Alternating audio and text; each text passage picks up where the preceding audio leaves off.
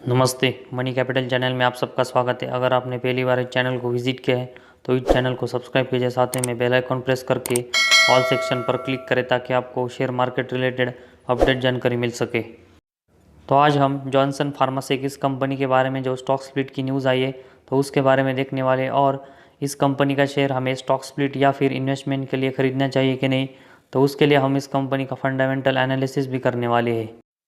तो सबसे पहले हम जॉनसन फार्मास्यूटिकल्स कंपनी के बारे में देखेंगे। तो इस कंपनी का जो स्टॉक स्प्लिट हुआ है तो उसको हमें शेयर होल्डर की तरफ से अप्रूवल मिलते हुए देखने को मिला है।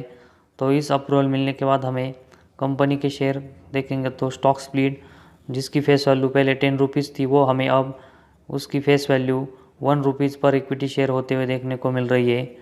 तो जॉनसन फार्मास्यूटिकल्स कंपनी का स्टॉक स्प्लिट हमें जिसकी फेस वैल्यू 10 रुपीज़ से 1 रुपीज़ अभी होते हुए देखने को मिलने वाली, मतलब एक के बदले में शेयर होल्डर को 10 शेयर होते हुए देखने को मिलने वाले हैं, और जिनके पास 100 शेयर है उनके शेयर अब इस कंपनी में स्टॉक स्प्लिट के बाद हमें 1000 होते हुए देखने को मिलने वाले हैं। तो जॉनसन फार्मास्यूटिकल्स कंपनी का शेयर जो हमें स्टॉक स्प्लिट होते हुए देखने को मिल रहा है, तो एक कंपनी के शेयर होल्डर के लिए हमें बहुत ही बढ़िया न्यूज़ देखने को मिल रही है। फिलहाल अभी देखेंगे तो हमें इस कंपनी की शेयर प्राइस 6 रुपीज़ के आसपास ट्रेड होते हुए देखने को मिल रही है। तो हमें इस कंपनी में स्टॉक स्प्लिट के लिए या फिर इन्वेस्टमेंट के लिए इस कंपनी के शेयर बाय करने हैं, तो उसके लिए हमें सबसे पहले कंपनी के फंडामेंटल देखना ज़रूरी है कि ये वो स्ट्रांग है कि नहीं। तो सबसे पहले हम कंपनी के जो प्रॉफिट लॉस स्टेटमेंट है तो उसके बारे में देखते हैं। तो इसमें सबसे पहले हम कंपनी का सेल्स देखेंगे। तो मार्च 2010 में हमें ये 0.39 देखने को मिल रहा था। तो मार्च 2014 तक हमें ये 1790 करोड़ तक अच्छा बढ़ते हुए देखने को मिला था, लेकिन मार्च 15 के बाद हम इस कंपनी का सेल्स देखेंगे तो हमें ये मार्च 21 तक सिर्फ 76 लाख तक ही बढ़ते हुए देखने को मिल रहा है। तो कंपनी का सेल्स हमें पिछले 12 सालों में लगातार गिरते हुए देखने को मिल रहा है। ये बहुत ही निगेटिव चीज़ इस कंपनी के लिए देखने को मिल रही है।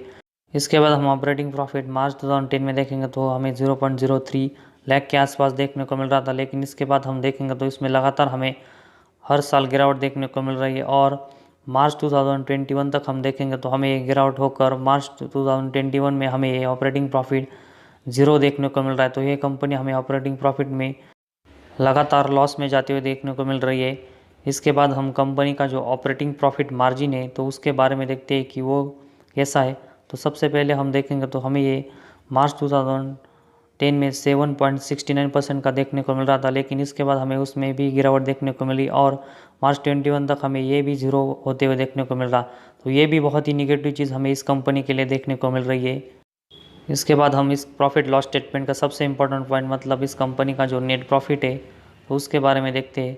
तो मार्च 2010 से हम देखेंगे तो हमें ये कंपनी लगातार लॉस में जाते हुए देखने को मिल रही है, और मार्च 21 तक हम देखेंगे तो ये कंपनी अभी भी हमें प्रॉफिट कमाते हुए देखने को नहीं मिल रहे। तो ये बहुत ही ख़राब चीज़ हमें इस कंपनी के लिए देखने को मिल रही है कि इस कंपनी का नेट प्रॉफिट अभी कुछ भी नहीं हमें देखने को मिल रहा है।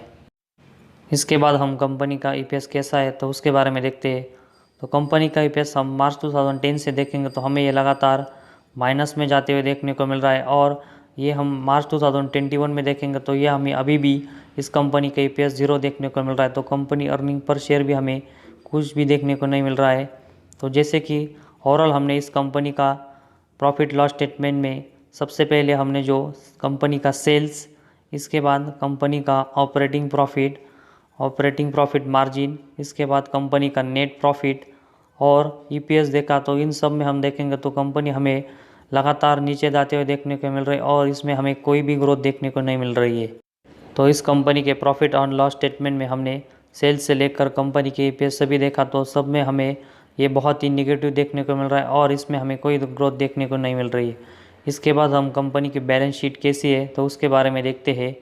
तो सबसे पहले हम कंपनी के इसमें रिज़र्व देखेंगे। तो मार्च 2010 में हमें ये कंपनी के रिज़र्व मार्च 2010 में 2.14 करोड़ के थे। उसके बाद हमें ये ज़रूर बढ़ते हुए देखने को मिल रहे थे, लेकिन मार्च 2011 से हमें सितंबर 21 तक देखेंगे तो ये हमें 8 करोड़ के आसपास ही देखने को मिल रहे। तो हमें इसमें सिर्फ एक साल में ग्रोथ देखने को मिल रही थी, ओवरऑल हमें इसमें लगातार एक कांस्टेंट देखने को मिल रही है। इसके बाद हम बोरोइंग्स देखेंगे तो मार्च 2010 में कंपनी के ऊपर 7.62 करोड़ का बोरोइंग्स था, वो हमें सितंबर 21 में 71 लाख तक होते हुए देखने को मिल रहा है। तो ये कंपनी हमें ज़रूर एक डेट फ्री कंपनी देखने को मिल रहा है, लेकिन इस कंपनी के हमने जो रिज़र्व देखे और साथ ही में कंपनी का प्रॉफिट देखा तो इन सब में हमें कंपनी बहुत ही ख़राब देखने को मिल रही है और ये कंपनी हमें कोई भी प्रॉफिट अभी कमाते हुए देखने को नहीं मिल रही है। इसके बाद हम कंपनी का जो कैश फ्लोज है तो उसके बारे में देखते हैं कि वो कैसा है। तो कंपनी का नेट कैश फ्लो अगर हम मार्च 21 में देखेंगे तो हमें ये -0.05 देखने को मिल रहा है। तो कंपनी के पास हमें नेट कैश फ्लो भी देखने को नहीं मिल रहा है। इसके बाद हम शेयर होल्डिंग पैटर्न के बारे में इस कंपनी के देखते हैं। तो कंपनी के शेयर होल्डिंग पैटर्न में हमें सभी के सभी कंपनी के शेयर पब्लिक के पास देखने को मिल रहे हैं, जिसमें हम देखेंगे तो सितंबर 21 तक भी हमें इस कंपनी के शेयर सभी पब्लिक के पास देखने को मिल रही है। तो पब्लिक के पास हम देखेंगे तो सबसे ज़्यादा इस कंपनी के शेयर जो इन्फोटेक लिमिटेड इनके पास है, तो इनके पास हमें कंपनी के लगभग 22.09% के शेयर देखने को मिल रहे हैं।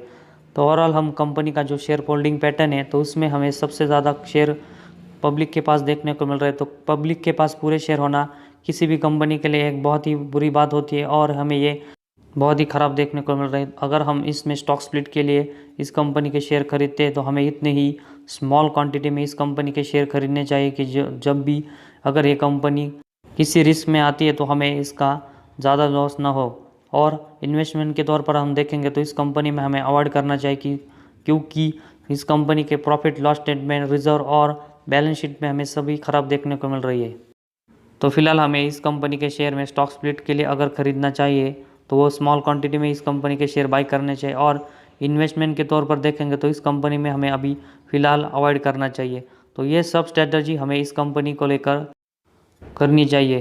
तो आज हमारे इस वीडियो में बस इतना ही। अगर आपको हमारे वीडियो पसंद आया तो इस चैनल को ज़रूर सब्सक्राइब कीजिए।